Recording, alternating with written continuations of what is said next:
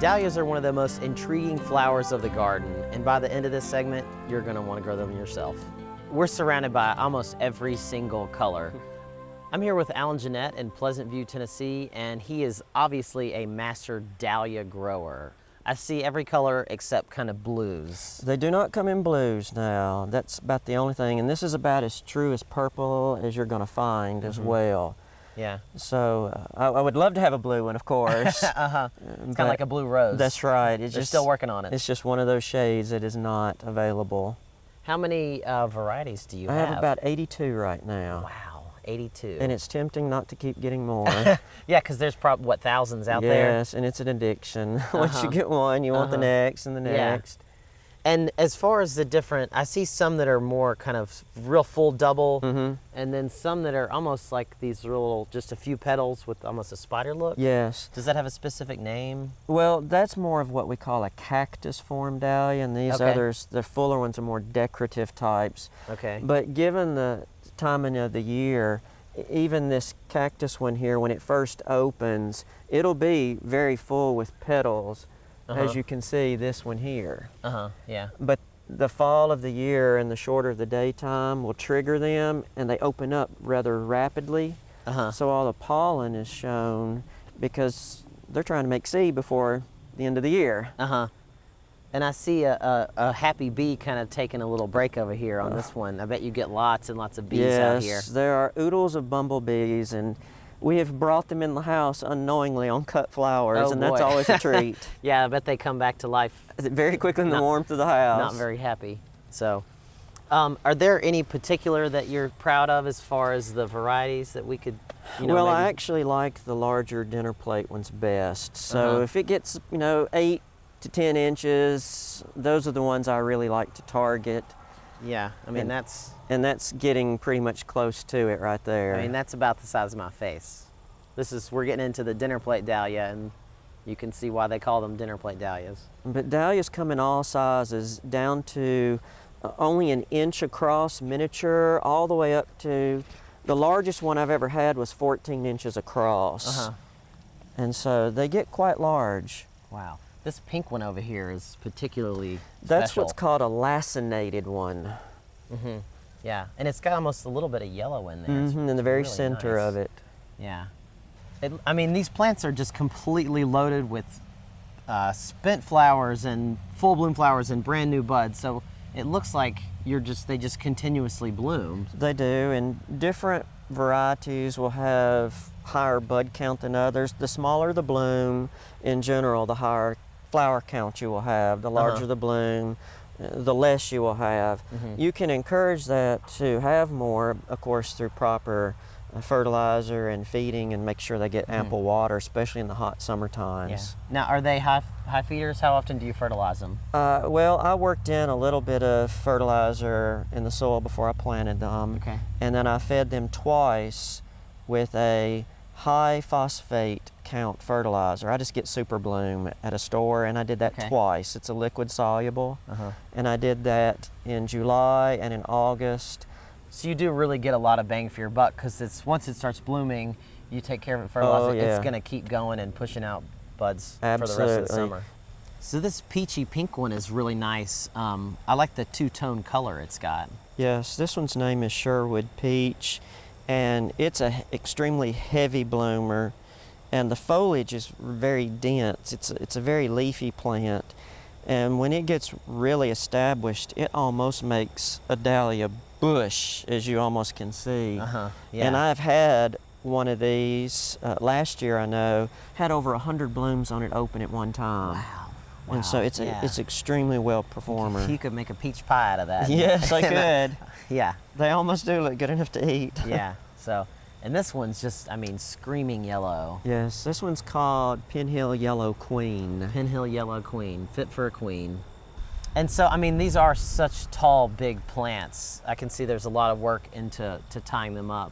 Yes. Tell me a little bit about your support system here. I just went and took some old T-posts that I had here on the farm, and I painted them green. And I didn't want to have to keep putting up different kinds of string each year, so I went and bought clothesline wire. Oh, wonderful. Because it's also green and it's very strong, of course. And it just kind of blends in. And then I just tie them up with some green stretch tie. Again, I like the green so you don't see all the different colors from where I'm tying it. Sure. And so you can focus more on the plant instead of the mechanics of what I've done to keep it there. And the softness of the cord also probably really helps on the Yes, stems. it keeps from cutting, because if a wind blows, instead of like a sawing feature, it just glides along it. Yeah.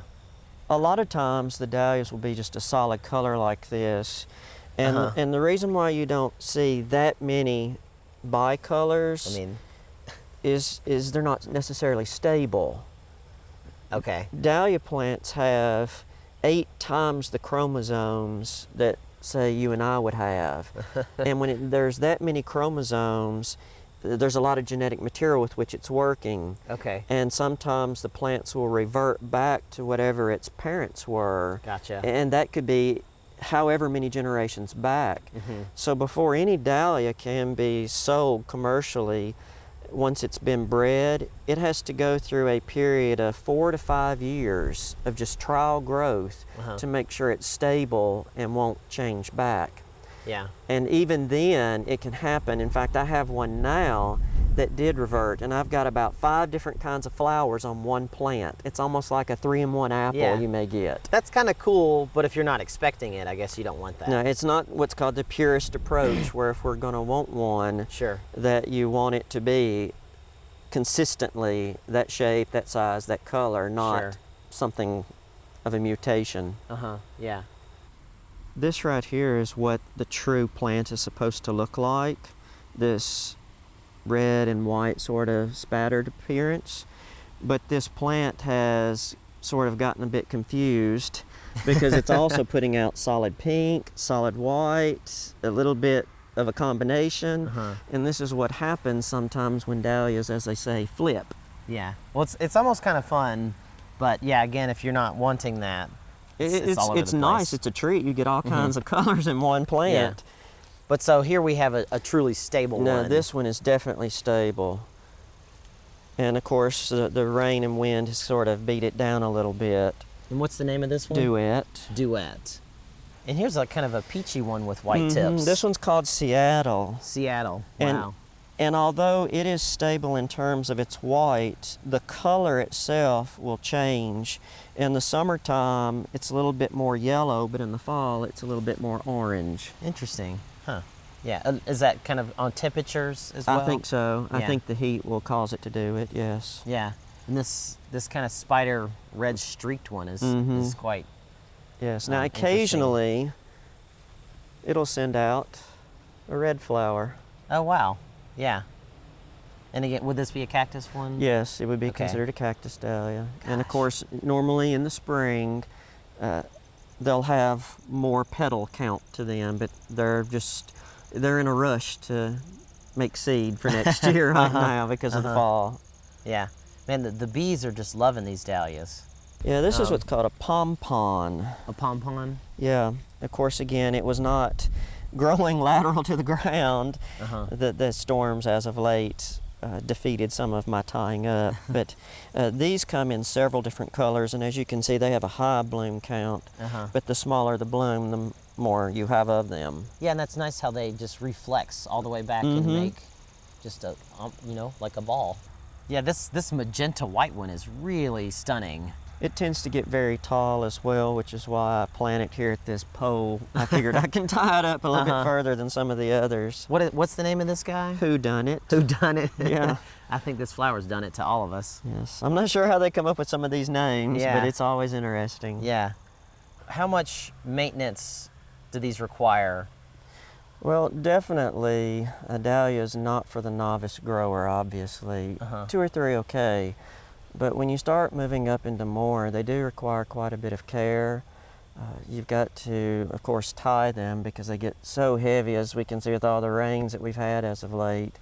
And you have to stay on top of them as a result. Otherwise, they'll fall over. You have to keep the spent blooms off to encourage them to keep flowering. Sure. Of course, they're not 100% hardy here in Middle Tennessee. So everything you see here will have to be dug up when a good freeze kills everything, and Yeah. then that will mean you got to store them and start it all over again next year. Sure. That's probably your biggest effort is, digging and storing. Absolutely. So tell me a little bit about that process. All right. Once a freeze has killed them, I usually wait about 10 days to 2 weeks. And what that does is it encourages the tubers to set their eyes for next year. Okay. And once they've set, almost just like a potato, they'll have the little bitty eyes. Once they've set, you can dig them up, and that'll preserve them for next year. Let them dry, and then I just store mine in sand and keep them about 40 degrees all winter. And I have pretty good success rate. Yeah. And if someone's not familiar with dahlias at all, they are almost like potatoes. They are a spot. tuber. Yeah. Yes, very And much kind of a so. star shape with the center. Yeah. Yes, there'll be a crown. It almost just looks like your hand, and the stalk will come out of it, and your fingers would be the individual tubers. And all it takes is one tuber to make a single plant such as this. Yeah. Just one. Well, you are truly a master dahlia grower. I mean, I've never seen anything like this. Well, I've been growing them for several years.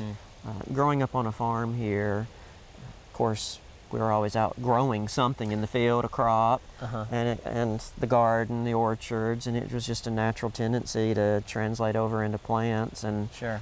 both of my grandparents and my mother, they all liked flowers, and so I guess I had no choice but to like them as well. Sure. And so, I remember my very first flower I bought, it was a daffodil.